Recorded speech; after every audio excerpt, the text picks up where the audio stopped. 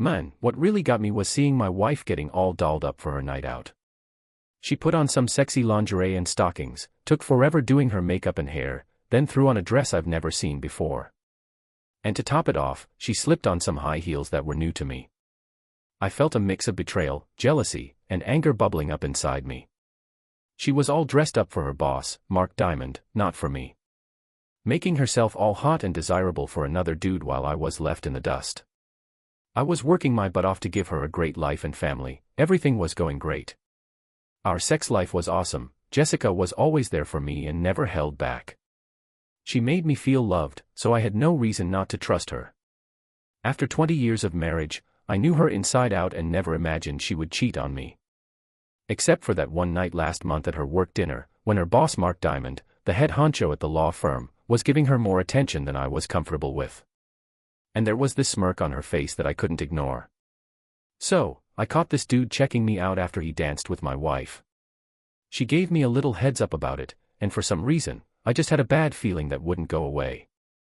It only got worse when I mentioned it to Jessica the next day. The way she defended him and tried to make me feel like I was overreacting just confirmed my suspicions. All those late meetings and missed lunches that I didn't pay much attention to before suddenly seem like a major red flag that I need to deal with right away. The more I think about it, the angrier I get. Turns out, Jessica is Mark's personal assistant, and Mark is the big boss. He's a big-shot lawyer at a fancy law firm, always showing off his fancy cars, bling, and living the high life with his hot young wife Stella. She's a 30-year-old bombshell he left his ex-wife of 20 years for. Mark loves to make jokes at other people's expense. I remember him poking fun at my job while we were out for a walk. I sell screws and bolts to big stores, not the most glamorous job, but it brings in over $200,000 a year, enough to take care of my family. I gave Jessica everything she wanted and managed to pay for our daughter Sarah's college tuition. She's now in her sophomore year. We live in a nice neighborhood with great friends and a comfortable lifestyle. Sure, I'm not a big shot making $1 million a year like Mark, but we were happy. At least, that's what I thought. That night, when he started making fun of my work in front of my wife and others, I was furious. Not just because he was a cocky jerk, but also because of the way my wife defended him after I was. Man, I was so mad about getting embarrassed in front of her and everyone else. So Johnny, what's up with the Home Depot job? Must be a blast dealing with nuts and bolts every day. When I saw Jessica laughing, it really got to me and I just walked out without saying anything. Credit to Jessica though, she came over and asked me what was up. When I told her, she tried to brush it off like, oh, he's just messing around, he loves to joke. Don't take it so personally. She wanted me to go talk to him, saying he's actually a good guy. Against my better judgment, I went along with her. I was at dinner all night and now I'm kicking myself for not seeing the warning signs. I might have missed some major red flags, damn it. I'm not stupid and I wouldn't just sit back and take it. I get why everyone is drawn to Mark. He's the alpha male, good-looking, strong, and wealthy. He's the guy everyone wants to hang out with. Jessica was his right-hand woman at work, his trusted ally. Everything seemed fine, even though he had a younger, hotter wife. Mark, that guy, he was always after everything and he even had his eyes on someone else's wife. So, I decided to do something about it. I had a feeling something fishy was going on, so I got 6 audio recording devices and 5 video cameras to set up a little investigation. I started by putting one camera in the smoke detector in our bedroom and then placed 2 more at different angles to get the whole picture. The rest went in the master bathroom. Time to catch him in the act. So, in our house, all the cameras can live stream in up to 8K and connect wirelessly to a computer I have set up in the attic. I can control everything remotely with an app on my phone. And not just video, the audio devices are pretty cool too. One is hidden in a pen near the kitchen phone, and the other is sneaky in her car. I also planted some basic recording devices in her favorite purses and behind our bed. With all this set up, I should be able to catch 90% of what she's up to. I was having conversations and doing stuff around the house when I started feeling uneasy about the upcoming week as I was getting ready for a business trip. Jessica, as usual, was amazing and really satisfied me in bed. Every time I had to leave for a trip, she would shower me with lots of kisses and sweet words, expressing her love and desire for me. Her affection and love were something I always cherished, and she never disappointed me. I love you so much and I love being intimate with you, baby. With tears in her eyes, she looked at me with a smile and said, I love you too, baby. You're incredible and I'll always love you. Last night was amazing. I felt so connected and in love with this woman.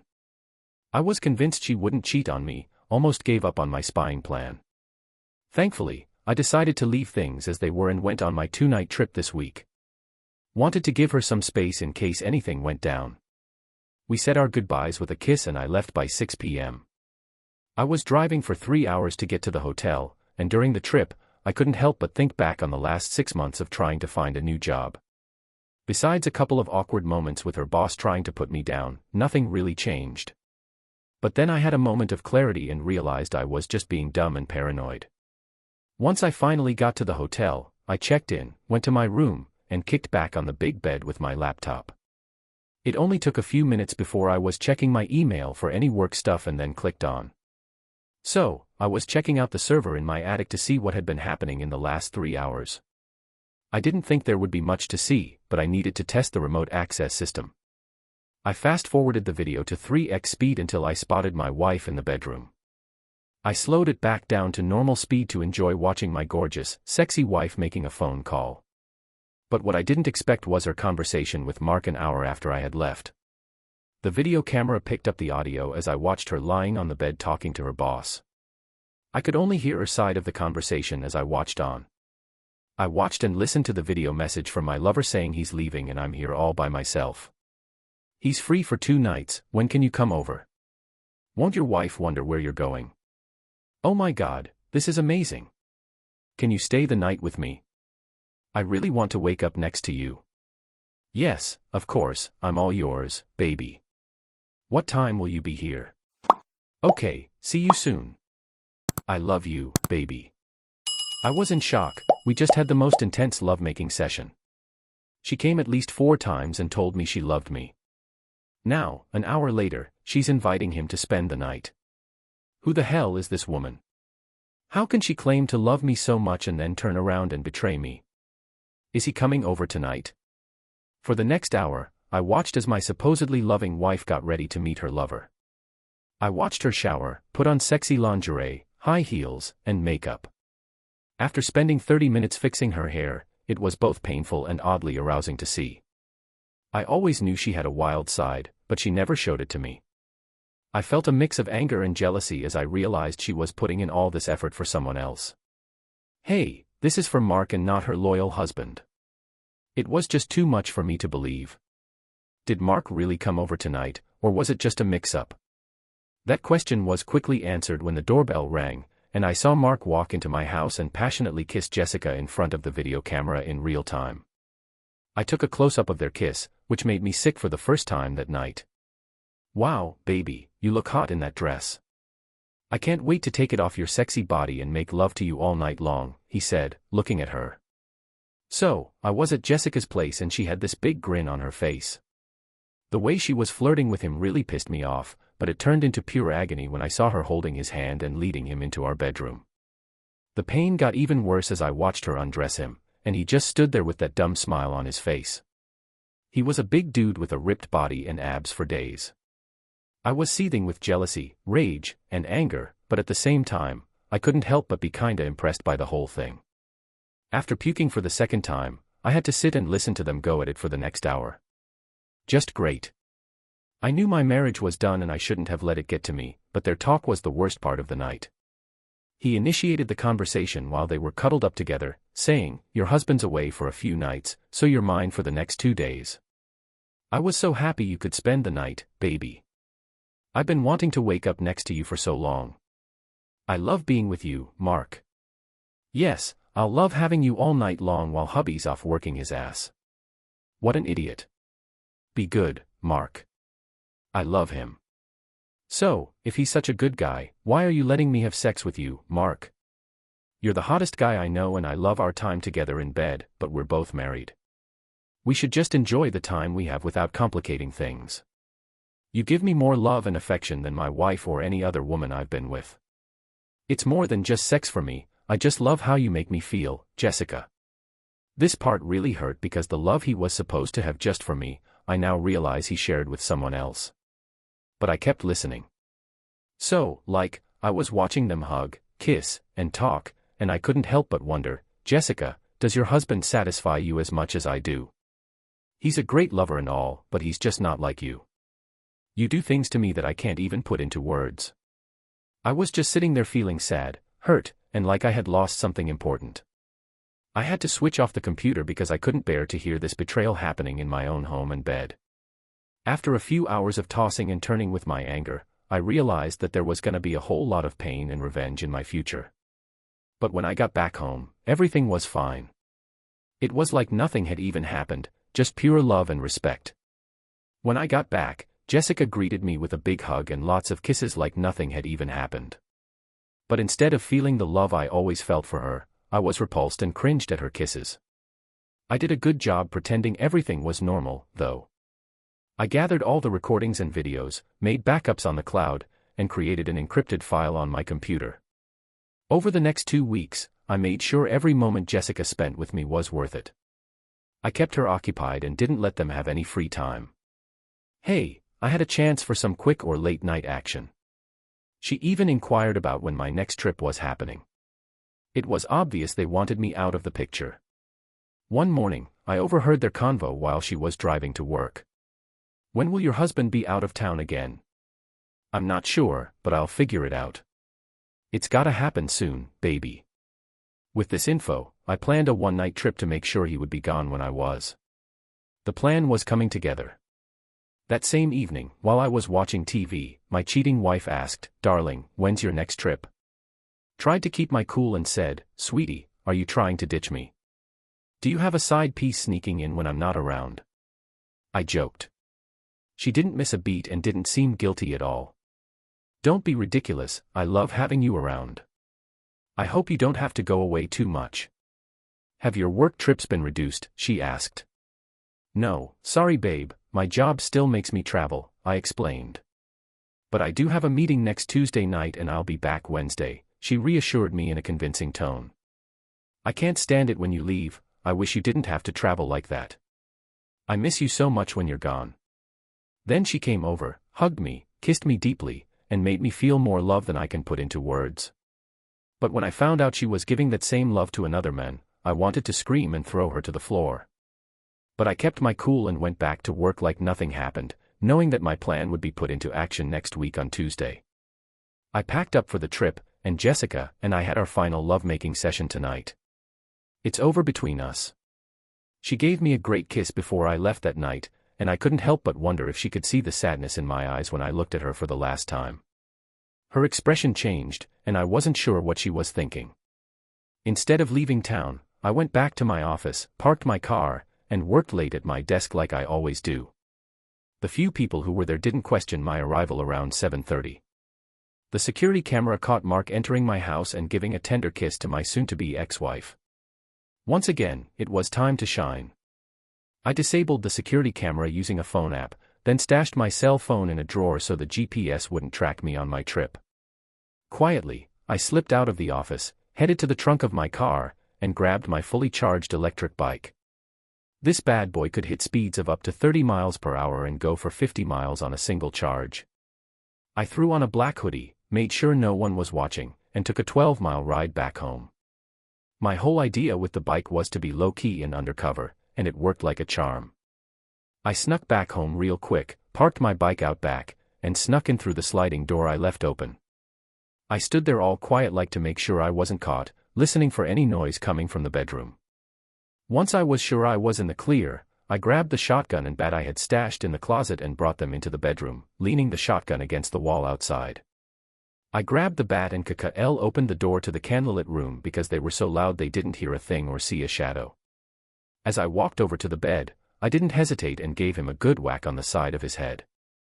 The thud of metal hitting flesh was only drowned out by the sound of the 250-pound beast hitting the floor. As he went down, I grabbed the shotgun and turned on the light. That's when Jessica finally realized what was going on, looking totally shocked. She was so shocked, she screamed, "Oh God, no, please no, this can't be true. Why are you here? You should be gone." Why are you in my bed with another man? That's a better question. Now shut the F*** up and pay attention. The big man was barely conscious and now sat against the wall, blood dripping from a 6-inch wound caused by a metal bat. I watched as he came to, and saw an angry man in front of me. Damn it, this hurts. Why did you do that, dude? Are you kidding me? You slept with my wife in my bed and you think I won't react? What are you gonna do? He asked, clearly nervous, looking at the shotgun I was pointing at him. Are you worried, big man? Are you scared I'll hurt you? I know what you two did behind my back, and today's payback. I'm gonna kill you, Mark. Tonight you're gonna die, I teased. Everything you worked for will disappear. I hope it was worth it. Dude, if you kill me, you're gonna be in jail for the rest of your life. To hell with this, we're all gonna die tonight. How does that sound, idiot? I wanted to scare the crap out of both of them, and of course, I wasn't planning on actually killing anyone. But it was pretty satisfying to see how terrified they were. I was all hyped up, scaring the hell out of both of them. Jessica was crying, huddled up and trying to cover herself with a sheet. Baby, please don't do anything stupid. I love you, I really do. Put the shotgun down and let's talk about this. With a wicked grin, I aimed the shotgun at her. Shut the hell up. This is because you wanted to cheat on me. Whatever goes down tonight is on you. Once they saw the job you did, they knew they were screwed. They had to chill me out or I'd go on a rampage and off everyone. The shotgun shells were custom made with 25% salt and 75% pepper spray. My goal wasn't to murder anyone, just to make them suffer a bit and maybe give them a permanent reminder down there. I didn't plan on ending up in jail, and I'm not planning on offing anyone today. But since they didn't know that, I wanted to freak them out good so they'd remember it for a long time. Man, that was a crazy night. Big Mark got hit in the head, but once he recovered, he got all brave and tried to come at me to take my weapon. I knew it was coming, so when he made his move, I took my shot. It was loud as hell, but his screams were even louder. He was in agony, couldn't see or breathe properly, and the pain was like nothing he'd ever felt before. After a few minutes of him writhing in pain and bleeding, I laid out how things were gonna go down. Hey, listen up, big guy. Look at me while I talk to my soon-to-be ex-wife. You better take this loser to the ER before he bleeds out. Don't bother calling 911, just drive him to the hospital in your car. And remember, keep your mouth shut about how this went down or that I had anything to do with it. If anyone asks, you better tell them I had no clue about your cheating. If any of you spill the beans about my involvement or knowledge of your affair, I'll release the video, audio, and photos. All the dirt I've dug up will be sent to that jerk's wife and his buddies at the company. Plus, everyone you know will get a link to a website I made with over 2 hours of your sex tapes. I don't give a damn what excuses you give the cops, just don't mention my name and act like I'm clueless about all this. And don't you dare fire my ex-wife, she'll need that job once the divorce is done. If you try to mess with me or if she refuses to sign the divorce papers, I'll spill all the beans. At this point, it doesn't matter who gets caught. Get him to the hospital before he bleeds out. And remember what I told you, I left the same way I came in, fixing the lock and shutting the door behind me. I stashed the bat and shotgun in a bag and slung it over my shoulder. Quietly, I slipped out of the area on my bike, heading back to my office. I ditched the weapons in different parts of the river, then tossed the surgical gloves I was wearing. Once back at my office, I stashed the bike in the car and called it a day. So I left my desk around 9, then I dipped on my trip. Said peace to some IT folks still grinding late. As far as anyone knows, my car never moved from the parking lot and I was posted at my desk all night. It'd be their word against mine with no proof if they tried to accuse me. Mark had to go under the knife and ended up having to shave his head to get 18 stitches. Dude got a concussion from a hit. He claims the last thing he remembers was heading home with some paperwork for his personal assistant, then waking up in the hospital. He told the cops he didn't see anyone or get hit. He stayed quiet because he knew I could mess up his life and career. Jessica was freaking out and didn't mention a word about what happened. All she said was she heard a gunshot, went outside, and found Mark lying there. She rushed him to the hospital instead of waiting for an ambulance. They couldn't explain why he was butt naked, but they both stuck to their stories. Mark's wife didn't buy it, which caused a huge problem for him. I spent the afternoon getting rid of all the spy gear, putting it on some secret cloud server, and tossing it out. Any proof I had of their affair is now safely stored in the cloud. Jessica walked in around 6 p.m. and caught me in the living room, sipping on my fancy whiskey. I stayed quiet as she sat on the couch, looking all shattered and miserable. I'd never seen her like that before, and for a moment, I actually felt bad for her. With tears in her eyes, she couldn't say a word. "Listen, Johnny, I know what you saw was messed up, but I need you to understand that I wasn't in love with him. I know it looked bad and what I said probably hurt, but you know me. I need that emotional connection after sex. I meant everything I said to you, it was all for you, babe. When you weren't around, I hated being alone and Mark was just keeping me company. Yeah, things got sexual, but it was just physical. You have to trust me." Jessica's excuse had me speechless. "I heard what you said, but even though you claimed those 'I love you' words were for me, I can't shake the feeling they were meant for Mark. It's over, Jessica. 20 amazing years wasted because of your boss and cheating. We both have to deal with the consequences of your actions for the rest of our lives. Thanks for the pain and suffering you put me through. I'll always treasure it," I said sarcastically. "What now?" she asked, tears falling down her face. "Well, we're finished. I'm done with you. I never will be. Yo, I need you to figure out why the hell you did me dirty like that, 'cause now I'm stuck dealing with this mess forever. I can't forgive your betrayal, but I'll keep my word and keep your cheating a secret from Sarah and your folks. They don't need to know they got a two-faced snake in their lives. You can tell them why we're splitting up, but don't you dare try to paint me as the villain. If you do, I'll make sure everyone knows you're just a dirty cheater. I'm putting the house on the market." "Hey, so you messed everything up and now you gotta find a new place to crash." "I'm not asking, this is what's gonna happen. Tell me where to send the divorce papers, sign M, and don't make it difficult or it's gonna suck for you and your guy." She was bawling, saying he's not her dude and she doesn't love him. "Can't we work this out somehow? I know I screwed up big time, but I can't live without you and I'll do anything. Listen, I'd do anything to make things work between us. I never wanted to lose you, so please don't leave me. You know, Jessica, if it was just a physical thing, maybe we could have worked through it with counseling or taking a break. But what really killed my love for you was that you shared something special with him that was supposed to be just between us. The things you said to him destroyed us and all the love I had for you. I'll never forget or forgive your betrayal, and I never want to see or talk to you again. Once the divorce is finalized, you'll be out of my life for good." After she begged for forgiveness for hours, she finally left the next morning and crashed at her parents' place until the house was sold the following week.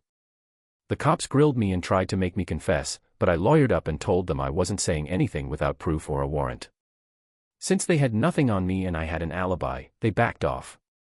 The whole thing got chalked up as a random break-in and attack. Jessica and her fam gave us a ring to check in. She was all like, "Please reconsider, I love you and can't live without you, I'm sorry, forgive me, let's go to counseling," and all that jazz. But I was like nah, stopped answering their calls, didn't open the door when they showed up, changed my number, and never talked to any of them again.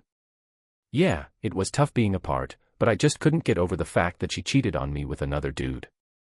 Jessica, she was a 42-year-old single mom. Jessica used to live off her paycheck in a small apartment, enjoying a nice life. But everything changed when her daughter and family decided they were better off without her. They weren't happy with Jessica and the decisions she made, blaming her for her failed marriage. Now Jessica is all alone, as Mark, her husband, was more focused on saving his own marriage. Mark started treating her badly at work, blaming her for his health and relationship issues. He couldn't stand working with her anymore, so he transferred her to a boring administrative job with the same pay. Jessica's new job was dull and uninteresting, and she no longer had the pleasant life she once enjoyed. She got this fancy job working with one of the partners, but then everyone found out she used to date Mark and they treated her like crap. Now she's stuck in a job she hates, no chance of moving up, no friends, no man, and her family blames her for the divorce. She's so depressed, crying every night by herself, and Johnny misses her like crazy. Her heart hurts all the time, and she can't stop thinking about everything she's lost. Sarah tries to help her mom, but it seems like she's beyond saving. So, Jessica let herself go after Johnny left her. She was eating junk food, drinking every night, and just not looking after herself. She kept saying she had no reason to care anymore without him. Sarah tried to talk to her dad about it, but he understood her pain and couldn't forgive Jessica for betraying him. He never spoke to her again. Stella, on the other hand, really got her act together and made Mark's life a nightmare. She made him sleep in the guest room and he paid the price for cheating on her. Eventually, Stella moved on. She was seeing a bunch of younger guys and had Mark sticking around to foot all the bills. She pretended to be his arm candy at work events and meetings, but they were basically living separate lives. Mark will never get laid again and will never find a woman he truly loves. He'll always remember the moment his life went downhill, all because he wanted to steal someone else's wife. He was furious with me and wanted to hurt me badly, but nothing happened for months. Later that year, I was out with my coworkers having a drink when I got jumped and beaten up outside the bar. My friends came out just in time to scare off the attackers before the cops showed up. I ended up in the hospital for 2 days with broken ribs and 20 stitches. Those guys really wanted to kill me. If it wasn't for my buddies, they might have actually done it. I knew it was payback for what happened with Mark, so I wasn't shocked at all. About 6 weeks later, I was feeling much better and decided to give Mark's office a call. "Hey, can I speak to Mr. Diamond?" I asked his secretary. "Sorry, he's in a meeting," she replied. "Can I leave a message?" "Hey, can you pass on a message for me? Tell him to meet me at the French deli across the street this Friday at 1 o'clock. I don't make appointments with Mr. Diamond, just write it down, Friday, 1 p.m. French deli. Johnny, just give it to him and he'll get the message. Thanks." I was sitting at a table by the door when he walked in. He saw me, came over, and sat down. I asked him what he wanted, but he ignored me and said thanks for coming today. "Man, they treated me well, but you messed up by not listening to my warning about seeking revenge on me or my family. You pushed me to take action." I gave him a piece of paper with a link to a website made just for him. "Don't even bother trying to take it down, it's running from Syria with 3 backup servers in different spots. You can't trace it. You're screwed, mate. Look it up when you're back in the office." I blurred out Jessica's face because You shouldn't have to pay for your mistakes. She's been through enough already. Now, after you check out the website, think about how your colleagues will see you, how your wife will react, and how your kids, friends, and family will feel after seeing a 2-hour sex video. I'm planning to post it on a few popular porn sites, along with your personal info. His anger was rising. "Look, you've already destroyed my life and I'll never be the same sexually. Just stop it, or I swear. We're gonna disappear, that's why we're here today, Mr. Diamond. I want to end this once and for all. You took the most important thing in my life, my wife. You destroyed our 20-year marriage, and I can't let you get away with it. I know I might get killed for this, but I'm gonna make you pay for the beating your guys gave me. So, calm down. What do you want? 2 things that are non-negotiable: you stop any retaliation against me or anyone I know, including Jessica.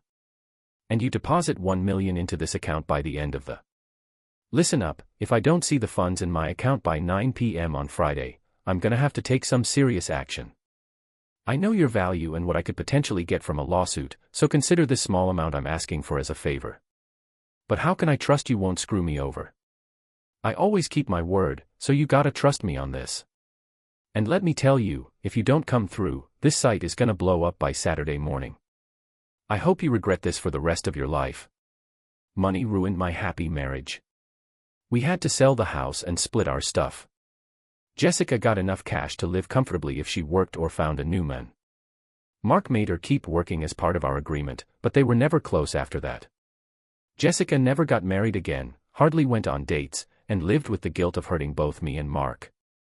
She lost her marriage and the men she wanted to spend her life with, and ended up alone and sad. She passed away before her time. On her 50th birthday, a devastated woman, Joni, had only her daughter Sarah with her to scatter her ashes. Joni kept working for a few more years and eventually moved to a small town on the coast. He married a nice woman who he got along with mentally and sexually, but she could never replace the special love that only Jessica could give him. He never spoke to Jessica again, only hearing about her from Sarah, whom he adored. They talked every day and stayed close, but Sarah hardly ever brought up her mother because she knew her father still loved her and didn't want to upset him. Hey, did you hear about how Jessica's death actually hit him hard, but in a way, it also kinda lifted a weight off his shoulders? Make sure you hit that subscribe button so your partner doesn't pull a fast one on you like Jessica did to him. And stay tuned for the next story because this one ain't got nothing on what's coming next.